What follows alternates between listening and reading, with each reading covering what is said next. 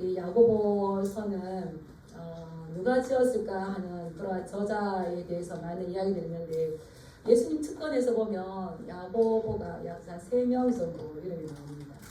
그래서 우리가 잘 아는 요한의 형제 야고보, 세베대의 아들이죠. 그런데 이 야고보는 사도들 중에서 가장 먼저 순교하는 그런 일이 있었는데 그 다음에 알페오의 아들 야고보. 근데 이 알페오의 아들 야고보는 제자로 부름을 받았지만 그가 어떠한 일들을 했는지는 기록이 거의 없어요. 참 안타깝죠. 그리고 이제 물론 유다의 아버지 야고보가 나오긴 하는데 그 또한 어떤 업적이 없어요. 성경을 읽다 보면 예수님께서 제자로 부르셨는데 핵심 멤버가 있는가 하면 베드로, 요한, 야고보. 부르기는 불렀는데 부름을 받았는데 그 다음 뭐 했는지 없는 경우가 있어요. 근데 이 예수님의 동생 이제 야고보가 있는데 이 야고보서의 저자는 주의 형제 야고보다 이렇게 합니다. 근데 이 야고보는 오늘 이렇게 우리가 살짝 보면 바울은 편지를 쓸 때마다 사도인 나 바울은 이렇게 했는데 야고보는 본인이 사도라는 말은 전혀 없어요. 이 야고보는 예수님의 제자는 아니었지만 이미 사도 이상의 그러한 여김을 받았죠. 그래서 이 사도로 우리가 야고보를 이렇게 자세히 살펴보면 굉장히 파워 있는 사람입니다. 굉장히 위력 있는 사람입니다. 예루살렘 교회에 다 사도들이 피난 가고 그랬을 때에 거기에 기둥 같은 지도자가 누구였을까요? 예수님 동생 사도였어요.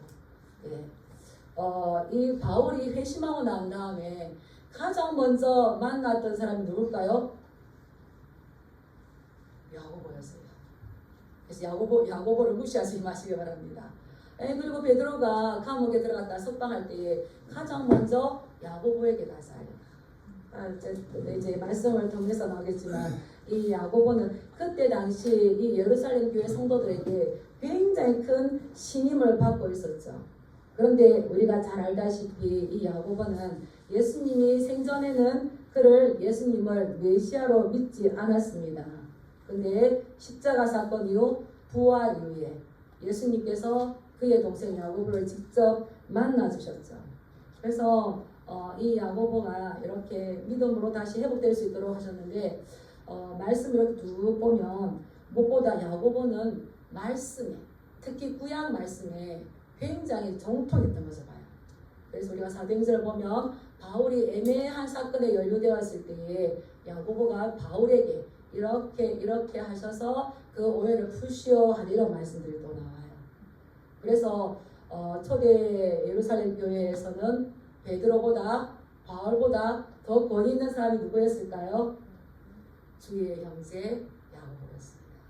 그래서 우리가 야고보 서신을 많이 읽을 필요가 있어요. 한때는 이 야고보 서신이 지푸라기 서신이다 그렇게 해서 약간 이 성경에 들어온 그런 존귀함을 받지 못했지만 사실은 이 말씀이 너무 중요한 거죠. 그래서 이 야고보가 이 야고보서를 쓰게 된 이유는 여기 보면 12 흩어져 있는 12지파에게 밖으로 안으로 이 흩어져 있는 기독교인들이 굉장히 큰 혼란이 있었어요. 거대한 로마 제국이 먼저 앞에 뚝 버티고 있었다면 이제 황제들을 통하여서 기독교가 직접적으로 탄압 가운데 있었습니다. 기독교가 탄압을 받기 때문에 안으로는 어떻게 했을까요?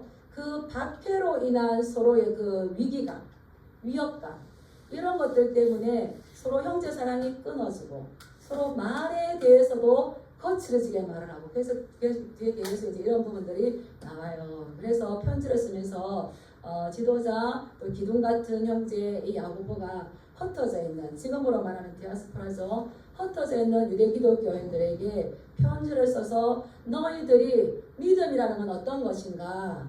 믿음이라는 것은 교훈적인 것만 아니라 실제적인 삶 가운데에서 실천적으로 어떻게 살아내야 하는가를 가르쳐주는 말씀이 이 야고보서 말씀이죠. 그래서 오늘 우리가 이 어려운 때를 살아갈 때에 이 야고보서 말씀은 너무나 많이 중요한 말씀입니다. 우리 1절 말씀 한번 읽어볼까요? 시작. 하나님과 주 예수 그리스도의 종 야고보는 흩어져 있는 12지파에게 문안하노라. 아마 박해 안으로부터 오는 그러한 어려움들, 밖으로부터 오는 박해로 인하여서 그 성도들이 흩어져 있는 형제들이 힘들어하는 것들을 아마 이 야고보에게 이야기가 들어왔을 거예요. 그래서 편지를 쓰는데 나는 하나님의 종이다. 주 예수 그리스도의 종이다. 하나님의 종. 자신을 하나님의 종. 그럴만하죠. 이 예루살렘의 그 지도자로서 모든 어려움들을 특히 또 사도행전 15장에 보면 최초로 예루살렘 공회의가 있어요. 아주 중요한 우리 기독교의 첫 번째 회의가 있는데 거기에서도 모든 사항을 보고받고 결론 내린 사람도 누굽니까? 베드로가 아니라 야고보예요. 참 놀랍죠.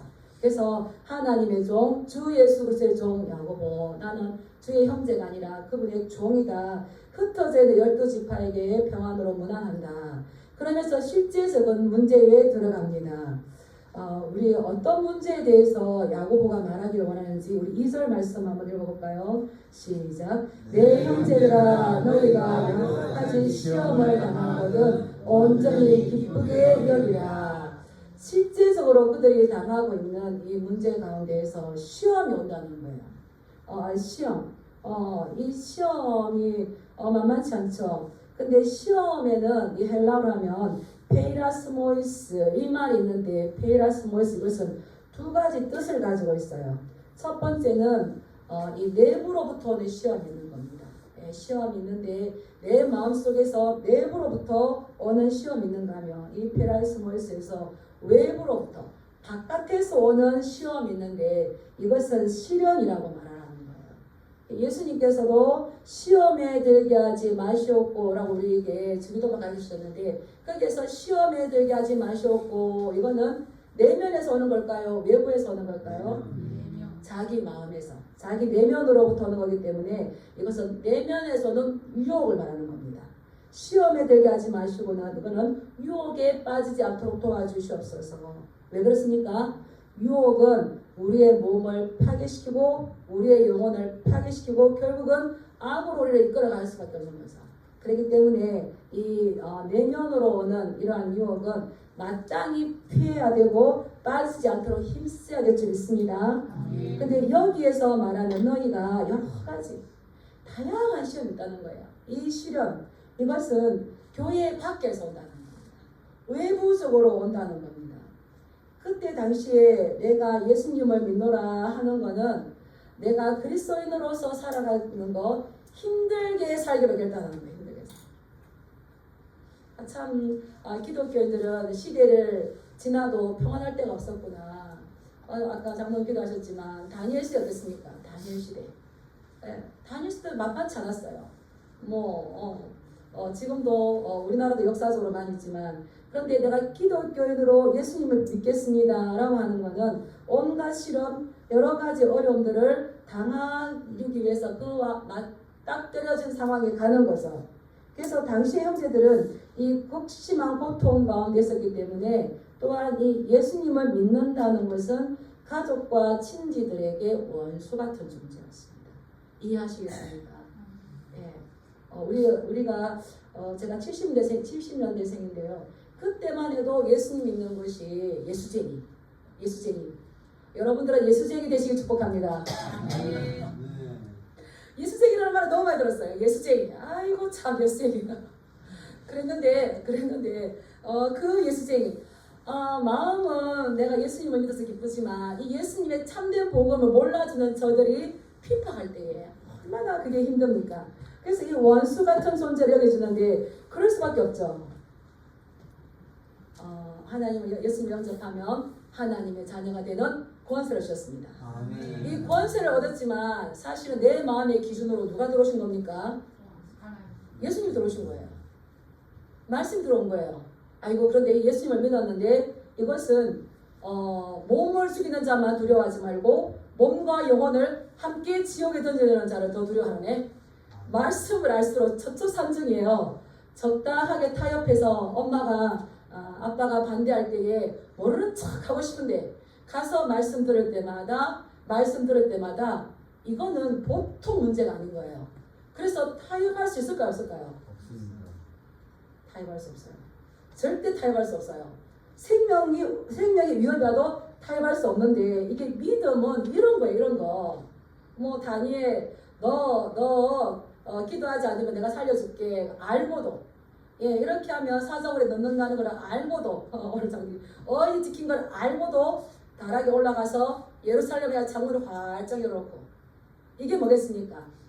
하나님에 대한 믿음, 내 마음의 기준을 바로 세웠기 때문에 타협하지 않는 그 믿음인 거죠. 그래서 이 내가 기독교인이 되었다는 건 더 많은 시련을 어차피 맞닥뜨릴 수밖에 없고 그것을 감당할 수밖에 없는데, 그렇다면 너희는 이러한 시험을 당할 때에 야고보는 어떻게 하라고요? 기쁘게 일하는 거예요. 기쁘게. 왜냐하면 아무리 갑작스러운 시련이라 할지라도 이 모든 것들이 다 누구의 통치 아래 있는 겁니까? 하나님의 통치. 네, 우리가 요한계시록을 봤지만 바다에서 올라오는 짐승, 땅에서 올라오는 짐승이 권세를 부려도 그것은 하나님께서 잠시 허락하셨기 때문인 줄 믿으시기 바랍니다. 아무리 큰 시련과 어려움이 와서 내가 타협하기 힘든 그 친지들과 가족들에게 원수가 되어지고 힘들다 할지라도 이것을 허락하신 분이 누구십니까? 네, 이걸 안다면 이 야고보 사도가 여러 가지 시험을 당할 때 온전히 기쁘게 여기라, 이 말씀을 이해할 수가 있어요. 그래서 시험을 이기는 비결은 뭐겠습니까?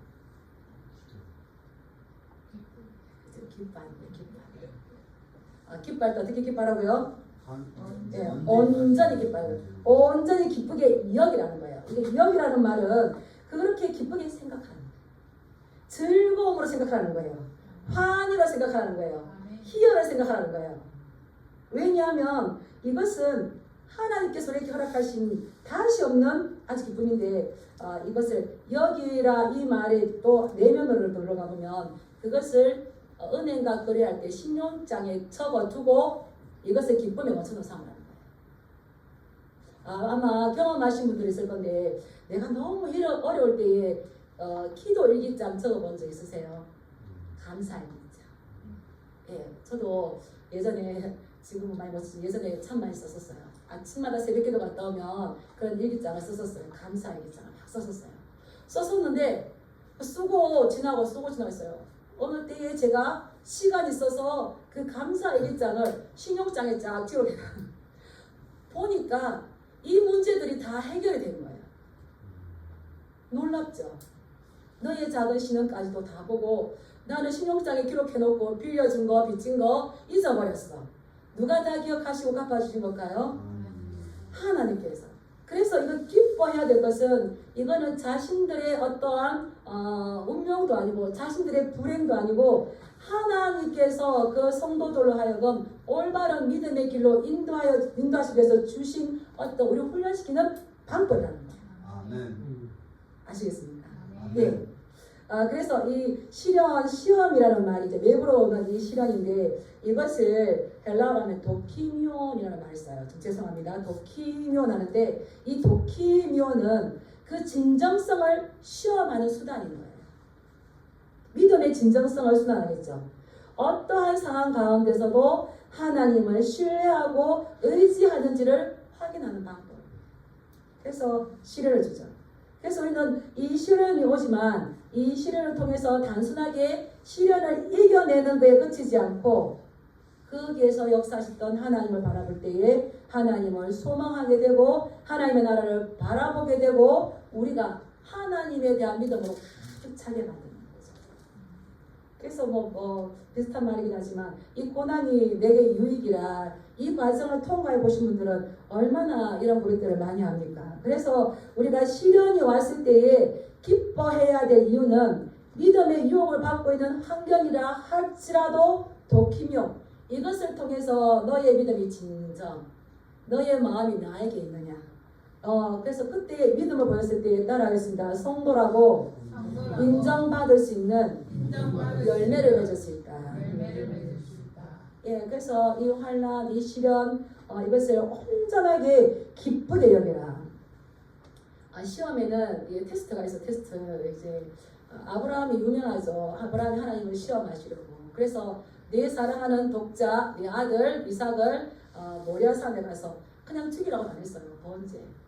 하나님 제 종도 있고 아내도 있는데 네 사랑하는 네 독자 바치라고 그랬는데 이 아브라함이 오랜 세월 동안 이 아들 하나 받으려고 오랜 세월 동안 인내하고 왔어요. 인내하는 과정 속에 굉장히 큰 중요한 일이 있었는데 그것이 뭐였을까요? 이 인내를 통해서 아브라함의 믿음이 연단되었습니다. 오랜 세월 동안. 그렇기 때문에 나중에 하나님의 거룩하심과 하나님의 사랑을 신뢰할 수 있어서 누구까지 갖다 바칩니까? 이삭까지 바칠 수 있는 거. 그래서 오랜 세월 동안 인내하고 하나님을 신뢰하면서 제가 너무 좋아하는 말인데요. 한번 따라해볼까요? 하나님께서는 분명히 하실 것이다. 내가 그 방법을 모를 뿐이다. 이거 암송하시기 바랍니다. 좀 적어 놓으시고 저도 시험 어려움이 있을 때에 분명히 믿음의 선진들 가운데에서 하나님께서 방법이 없어서 문제를 해결하지 못한 것은 전혀 없어요. 태양아 멈춰라. 달아 멈춰라. 홍해를 가르시고 요단강을 가르시고 여리고성을 물리치고 무너뜨리시고 방법이 없어서 하나님께서 피하셨더라 전혀 없죠. 아브라함도 그 믿음을 믿었던 거예요. 하나님께서 하실 것인데 다만 내가 그 방법을 모를 뿐인데 나는 믿음으로 한 걸음 한 걸음 나아갑니다. 그래서 따라서 이 테스트가 왔을 때에는 시험이 왔을 때에는 합격해야 된다. 예, 그때에 내가 나의 믿음이 진정하고 하나님께서 네가 나를 사랑하는지 이제 알겠다. 이게 시험에 합격하는 거죠. 그것처럼 우리가 이 시험이 왔을 때에 이것을 기쁘게 여기면서 잘 감당해야 되는데 왜 그러느냐? 우리 3절 4절 읽어볼까요? 시작. 이는 너희 믿음의 시련이 인내를 만들어내는 줄 너희가 알니라. 인내를 온전히 이루라. 이는 너희로 하고 구비하여 조금도 부족함이 없게 하려 함이라. 아멘. 이 시험을 당할 때에 온전히 기뻐하면서 인내를 만들어야 될 건데 이 인내를 또한 어떻게 이루라고 하는 겁니까? 온전하게. 제가 아이들을 이렇게 양육할 때에 그런 이야기를 많이 했어요. 공부는 머리로 할까요? 엉덩이로 할까요? 엉덩이. 예, 머리가 있다고 되는 게 아니에요. 인내. 엉덩이 싸움에서 이겨야 그 다음 문제를 해결할 수가 있는 거죠. 그래서 이 인내한다는 건 훌륭한 목표를 향해서 나아가고 그것을 승치할 수 있는 힘이 있습니다. 근데 이 인내를 할 때에 어떻게 하라고요? 온전히 일어나는 거예요. 여기 우리나라 성경에는 이것이 개역 개정에는 이게 번역된 게 없는데 인내를 만들어내는 줄 시련이 인내를 만들어내는 줄 너희가 알미라 그 다음에 그러나가 있습니다.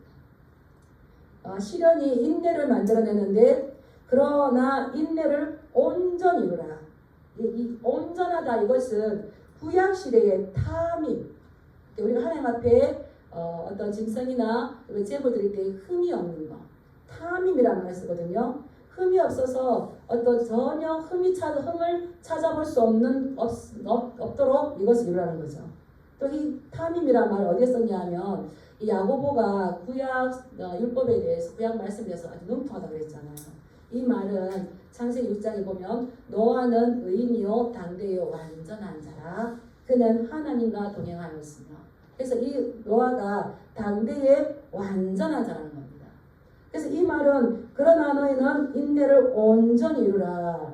이 온전하게 인내를 이루기 위해서 인내하기 위해서 우리가 완고해지거나 고집이 있을 때 있어요.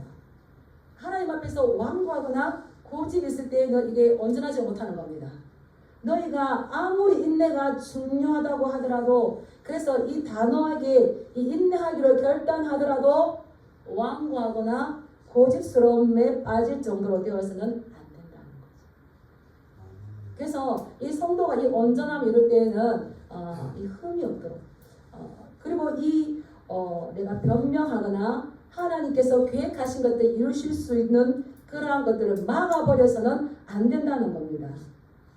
그래서 우리가 인내 참 쉽지 않죠. 이 시련 우리가 감당하기 힘든 일이 있을 때에 이것을 이루는 게 쉽지 않는데 그런 가운데서도 따라해서 온전한 모습으로 선한 믿음의 행위로 이것을 이루어가라. 온전하게 기쁘게 여기면서 피상적으로나 외식적으로 기쁘게 되는 것이 아니라 온전하게 하나님 바라보면서 믿음의 선한 행위를 가지고 이루어가라는 겁니다. 그리고 또한 이것은 온전하다는 것은 이게 종말론적인 말이 있어요. 그래서 끝을 이야기하는데 중도에서 포기하거나 낙심하지 말고 끝까지 참고 견디라는 거죠. 그렇게 하다 보면 어떤 일이 일어날까요? 우리가 성숙해지는 겁니다. 성숙해지는 거. 모든 상황들을 하나님께서 우리에게 주셨다고 여긴다면 하나님께서 우리를 제약에 빠지려고 주셨을까요? 우리를 더 성숙하게 하기 위해 주셨을까요? 네. 그래서 이 그때 우리가 그게 필요한 것은 이 하나님에 대한 신뢰인 거죠. 우리가 시련이 왔을 때에 기뻐하는 것도 중요하고 인내를 만들어내는 것도 중요한데 하나님께서는 예수님께서 말씀하시죠. 내가 온전하니 너희도 온전하니. 흠이 없도록 완고해지지 않도록 고집스러워지지 않도록 너희들을 이렇게 다 훈련시켜서 하나님의 성숙한 자녀가 되게 하는 거죠. 네, 그래서 너희로 하여금 구비하여서 조금도 부족함이 없게 한다. 그래도 이 시련을 이겨내는 게 쉬울까요? 힘들까요? 밖으로부터 어려움이 왔지만 그걸로 인해서 교회 성도들끼리 또 그 공동체가 서로 위기감을 느끼면서 막 힘들어지는 겁니다. 그때의 실제적인 방법은 무엇이냐? 따라서 기도하라. 예, 이 야고보는 낙타 무릎을 가졌다는 별명이 있다고 했어요. 그래서 야고보는 얼마나 많이 기도했는지 몰라요. 그 어려움을 이겨낼 수 있는 실제적인 방법으로는 기도하는 거죠. 우리 5절 말씀 읽어보겠습니다. 시작. 너희 중에 누구든지 지혜가 부족하거든 모든 사람에게 후히 주시고 부짓지 아니하시는 하나님께 구하라. 그리하면 주시리라. 아멘. 이번 한 주간 하나님께 감사하셨습니까? 감사하셨습니까? 아멘. 네, 하나님의 하시는 모든 일을 기쁘게 여기셨습니까? 아멘. 기도하셨습니까? 아멘. 네, 기도하셔야 하는 거예요. 왜 어떠할 때 기도하느냐? 부족하다고 느끼는 사람은 어떤 힘 있는 데로 가게 됩니다. 내가 부족하다고 느낄 때에는 은혜 주시는 하나님께 가게 됩니다. 근데 부족하지 않다고 하신 분은 안 가겠죠. 저도 이 말씀을 깨달은 지가 그렇게 오래되지 않았어요. 암송하고 왔는데 암송했던 말씀을 내 삶 가운데 적용하는 건 왜 그렇게 되지? 그래서 많은 사람들이 어려움을 당할 때에 그것을 하나님께 가져가기보다는 그냥 무방비 상태로 포기를 쉽게 합니다. 근데 하나님께서 계속 모든 상황 가운데서도 기도하라 말씀하셨고 예수님도 기도하셨고 기도할 때에 그 어려운 문제들을 하나님께서 맡겨주셔서 축복의 통로가 되게 하시는 것들을 이렇게 느끼는데 내가 하나님의 사랑이 부족하고 하나님의 지혜가 부족하고 하나님의 은혜가 부족하다는 걸 느낄 때에 하나님께 나아가는 거예요. 그래서 정신 차려보니까 내가 왜 걱정하고 있지? 모든 사람에게 후히 주시. 하나님을 주실 때 째짝을 주시지 않는 줄 믿습니다. 아멘. 제가 이제 성도님들 이렇게 이야기해보고 이제 청년들 이야기해보면 우리 하나님은 너무 야박한 사람입니다. 야박한 하나님 느껴요. 우리 하나님은 절대 야박하신 분이 아니십니다. 주실 때 후히 주시기를 원하십니다. 네.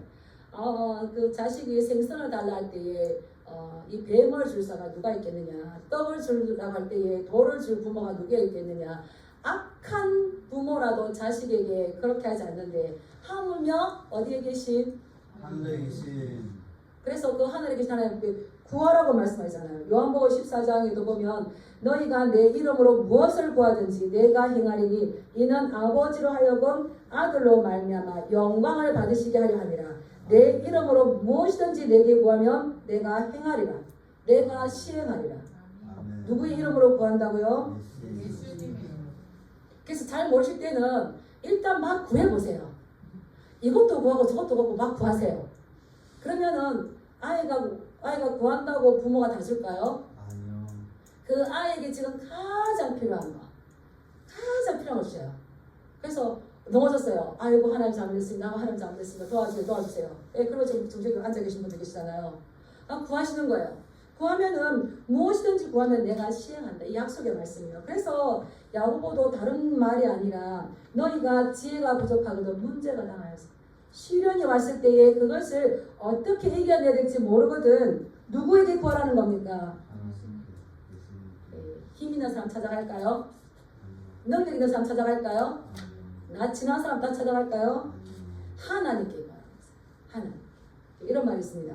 문제가 커서 문제가 아니라 문제를 해결할 지혜가 없는 것이 문제죠. 문제가 커서 문제입니까? 아니에요. 문제를 해결할 지혜가 없는 게 더 큰 문제예요. 근데 그런 문제를 만났을 때 뭐라고요? 하나님께 기도하시기 바랍니다. 기도하시기 바랍니다. 아멘. 그러면은 그 하나님은 부족함이 없어요. 풍성하신 분이에요. 하나님 돈 달라면 나 돈 없어. 나 건강 주세요. 나 치료 못해. 이쪽은 아니잖아요. 하나님께 모든 것이 풍성하세요. 그래서 후히 주시고 꾸짖지 아니하십니다. 야단치지 않으신 분이죠. 너 그런 거 구하냐? 조롱하지 않죠. 후히 주시고 꾸짖지 아니하시고 구하면 주시리라. 성경은 구하라는 말 너무 많이 있습니다.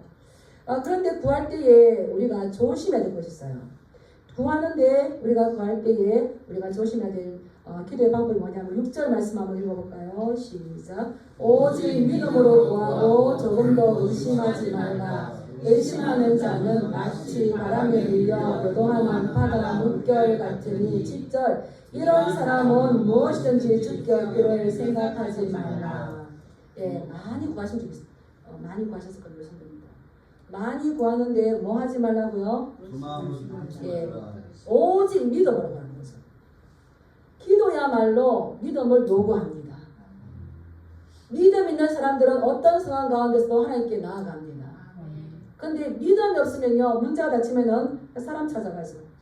그래서 예수님도 시련이 왔을 때 기도하셨어요. 내일 십자가를 져야 될 때에 내 마음이 괴로워 춤을 지게 했는데 그때 뭐 하셨답니까? 기도하셨어요. 예수님 기도하셨죠. 십자가상에서도 기도하셨죠. 이 말씀 이렇게 준비하다 보니까 우리가 평상시에 어떻게 훈련되어지느냐, 이것이 우리가 시련이 왔을 때에, 시험이 왔을 때에 그것이 우리를 살리는 것 같아요. 따라하십니다. 습관은 배반하지 않는다. 그 책이 있어요. 습관은 배반하지 않는다. 정말 그래요. 3살 버릇 8까지 가는데 잘못된 버릇은 8까지 가면서 인생이 너무 힘들어지지만 3살 버릇 잘 갖췄을 때 어떻게 할까요? 평생 좋아지는 거죠. 정말 이거 역시 야고보도 기도를 이야기하는구나. 모든 환경을 바꿀 수 있는 힘은 어디서 나옵니까? 돈이 아니에요. 사람이 아니에요. 기도인 거예요. 기도. 그래서 예수님께서도 마가복음 1장 11장 24절에 할 때에 너희가 무엇이든지 기도하고 기도한 것을 받은 줄로 믿으라. 아멘 하셨는데 아닌 것 같아. 기도하고 딱 묻어서 이제 하나님께서 하실 거다. 믿으셔야 됩니다. 그 의심하면 안 돼요. 제가 그래서 이거 의심이 뭔가 찾아봤어요. 이 내부에 도움을 받아서 찾아보니까 의심이 확실히 알 수 없어서 믿지 못하는 마음. 아이고. 하나님에 대해서 오직 의심하지 말고 믿어보려고 해야 되는데 하나님에 대해서 확실히 알 수 없어. 내가 기도하기는 내가 답답하니까 기도하기는 기도했는데 하나님 믿지 못해요. 그건 나중에 뭐가 되는 겁니까? 불신이 되는 거죠. 그런데 믿어야 할 것들을 믿지 않거나 인정하지 않을 경우가 계속되면 사회 활동이 힘들대요. 그냥 이제 네이버에서 찾았는데 우리 신앙하고 너무 마찬가지인 것 같아요. 그러면서 뭐라냐면 그러한 사람들과의 관계는 철저히 파괴된대요. 우리 하나님을 믿어주시기 축복합니다. 아멘. 이게 우리가 하나님과 이 불신의 관계, 확실히 알 수 없어서 의심하는 관계가 계속 유지가 되면 하나님과 교제할 수가 없어요. 결국 어떻게 되겠습니까? 하나님과의 관계가 파괴돼요. 여러분들은 나를 의심하는 사람하고 같이 살고 싶습니까? 누구에게 힘을 발휘하고 싶습니까? 믿어주는 사람. 따라하겠습니다. 제가 당신을 믿습니다. 옆사람하고 인사하셔야 돼요. 이게 불신의 사회가 되면 안 되는 거예요. 그런데 이 여기서 의심하지 말고 조금도 의심하지 말라 할 때 의심 이게 크리노, 디아크리노 뭐로서 분리되다, 분열되다. 믿음에서 분열되면 안 되는 거예요. 의심하지 말라는 거는 심리적으로 두 마음을 품지 말라는 거예요. 우리가 저도 예전에 그랬어요. 기도를 많이 했어요. 기도를 많이 했고 누가 그러잖아요. 부흥 강사님이 기도 다 해놓고 문 열고 나가면서 안 돼. 저희가 이제 전도 훈련을 갔는데 그 이제 전도하러 가신 저 두 분이 돌아와서 전도 보고를 하는데 이렇게 그 경로당에 가니까 어르신 한 분이 자기가 옛날에 전도를 많이 했대요. 전도를 많이 해서 전도상도 받았대요. 근데 거기 경로당에 있는 그 두 분한테 이제 두 분이 가서 전도를 하니까 옆에서 안 되는 기라. 이게 힘주는 것도 아니고 그래서 예수님을 계속 전하면 그 예수 믿어봐. 예수님 믿어요. 우리가 이제 마지막에 무슨 준비하겠어? 천국을 준비해야지. 이렇게 할 건데 안 되는 기라. 예전에 전도해봤다는데 그럼 될까 안 될까? 차라리 그때 입을 다무는 게 낫지. 이 두 마음, 분열된 마음, 분리된 마음 이것은 뭐냐면 두 의견 사이에서 갈팡질팡하는 마음. 그래서 칼빈은 뭐라고 했냐면 어떤 문제에 대해서 양쪽에서 저울질하는 거. 저울질하죠. 여기가 좀 더 유리하면 여기로 가고 여기가 좀 더 유리하면 여기로. 이 저울질하는 그 마음은 요동할 수밖에 없는 거죠. 그러면 그런 마음은 불신하게 되는 거고 그런 마음은 하나님 앞에 기도하고자 하는 마음을 없애버립니다. 이러한 사람들은 기도하는 것을 어떻게 한 것을 얻기를 어떻게 하지 말라고요? 생각하지 말라는 거예요. 그래서 불안하고 두 마음 가지고 요동치고 저울질하는 그 마음을 먼저 자꾸 기도하고 몰아내고 내 마음 유혹은 몰아내고 시련을 이길 수 있도록 먼저 믿음을 키워야 돼요. 그 믿음은 어디서 나올까요? 아멘. 말씀을. 믿음은 하나님의 말씀을 들으면서 납니다. 하나님의 말씀을 읽으면서 납니다. 저는 우리 성도님들께 너무 감사한 게 그래도 이제는 말씀을 붙들려고 하는 것이에요. 말씀을 붙들려고. 그렇기 때문에 이 말씀 속에서 깨달아지고 말씀 속에서 내가 힘들어질 때 말씀이 나를 붙잡아주는 그 은혜를 부르시고 축복합니다. 아멘. 내 마음속에 말씀을 심어 놓으면 뒤에 내 자신 힘들 때에 누가 나를 붙들어 줄까요? 말씀. 그래서 저도 이 진영이 와서 어떻게 하면 이렇게 할 때에 지혜가 부족하거든. 모든 사람에게 목사라고 너 알아서 해가 아니고 목사에도 후히 주시고 다 후히 주시고 꾸짖지 아니하시는 하나님께 구하라. 그러면 주신대요. 아멘. 확신의 기도 응답에 대한 확신을 가지시길 축복합니다. 아멘. 문제는 뭔가 하면 기도를 많이 하는데 기도 응답에 대한 확신이 부족한 거예요. 도전하지 못하는 거죠.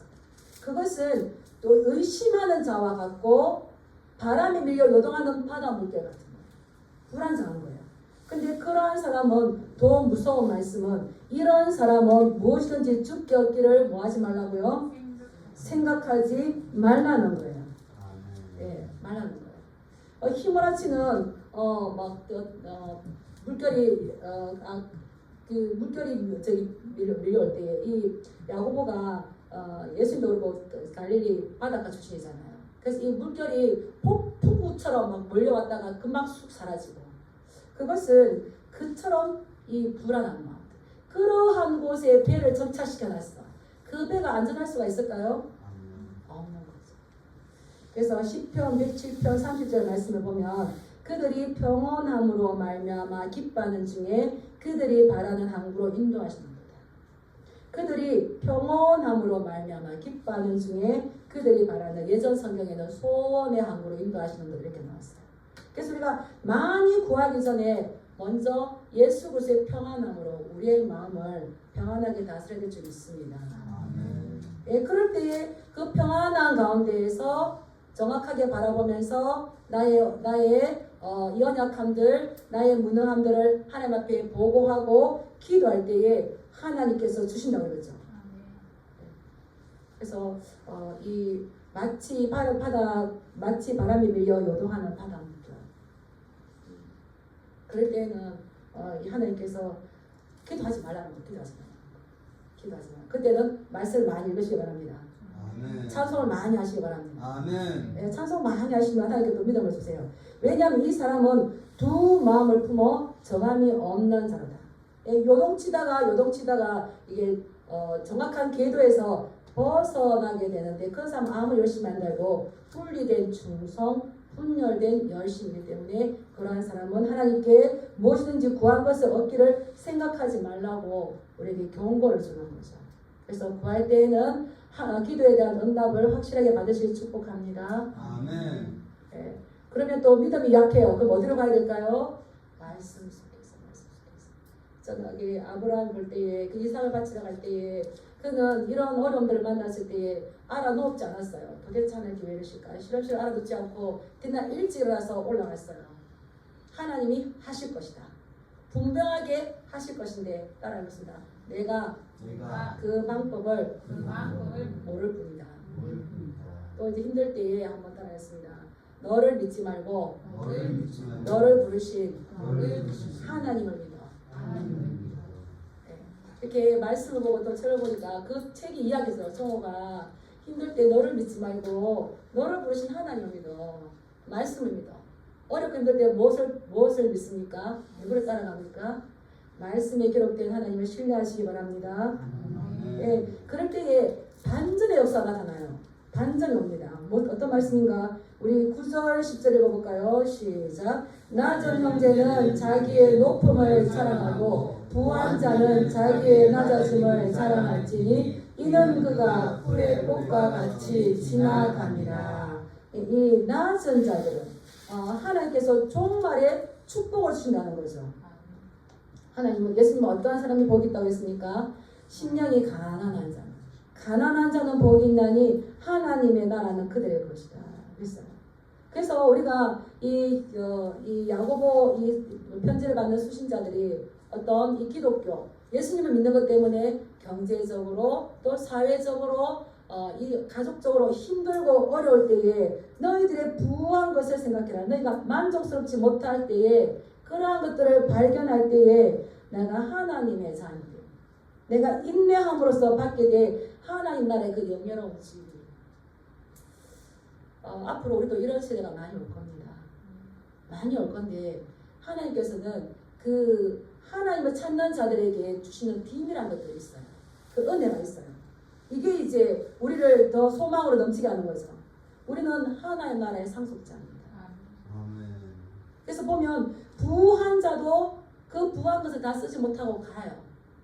근데 부한 자는 자기의 부한 것 때문에 평안해질 수가 있어요. 근데 하나님은 어떠한 자를 찾으십니까? 겸손한 자를 찾으시는 거죠. 하나님 나라의 축복은 겸손한 자에게 주시는 줄 믿습니다. 너희가 부한 것을 가지고 자기의 부유함으로 영적인 교만을 갖는 그들을 부러워하지 말고 낮은 형제는 자기의 높음을. 예전에 세상 사람 날 부러워 아니하여도 나도 역시 세상 사람 부럽지 않네 이 노래가 있었어요. 왜 그렇습니까? 그 세상 사람들은 우리의 비밀한 것들을 모르기 때문에 그들은 부한 거 있지만 그냥 곧 없어져요. 해가 돋고 뜨거운 바람이 불어 풀을 말리면 꽃이 떨어져서 그 모양의 아름다움이 없어지는 것처럼 그 부한 것들은 자기 물질이 다 떨어져 버리면은 자기 기쁨도 다 소진해 버려요.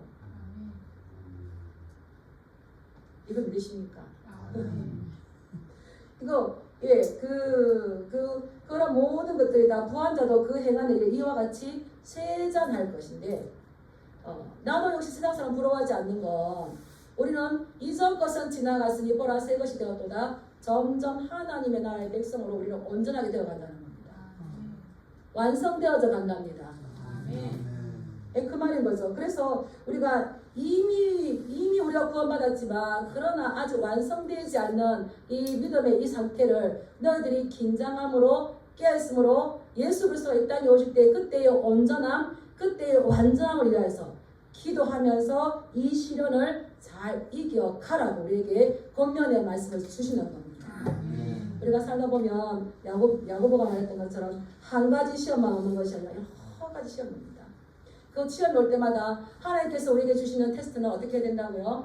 합격해야 되고 또 사단이 주는 우리에게 템테이션이라고 그러는데 그런 유혹은 우리가 뿌리쳐야 되는 거지만 시련이 올 때는 어떻게 한다고요? 인내하고 견디고 그럴 때 하나님 이거 어떻게 할까?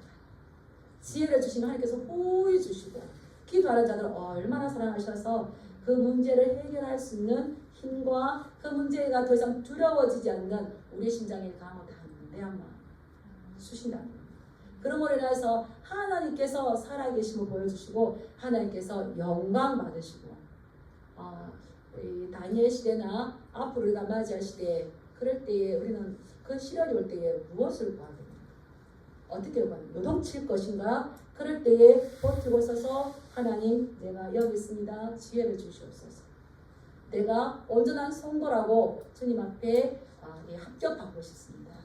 저에게 믿음을 주셔서 요동치는 믿음이 아니라 경험과 믿음 되게 해주시옵소서. 이렇게 기도할 때에 하나님께서 그냥 버려두시겠습니까? 악한 자라도 자기 자식에게 좋은 것을 줄 줄 알거든. 하물며 하늘에 계신 너희 아버지께서 너에게 좋은 것을 주시지 않겠느냐. 모든 상황 가운데서 이 신뢰가 있다면 우리 어떤 상황 가운데서도 하나님을 배부르 부를 수 있는 줄 믿습니다. 그럴 때에 하나님 앞에서는 가난한 자가 부한 자가 되고 부한 자가 나 자신은 단전의 역사가 있는데 우리는 그때 그 온전함을 위해서 그때 완전함을 위해서 우리가 또한 이 시련 가운데서 믿음으로 보이는 그러한 증량의 성도님 되기 주님의 이름으로 축복합니다. 네, 기도하겠습니다.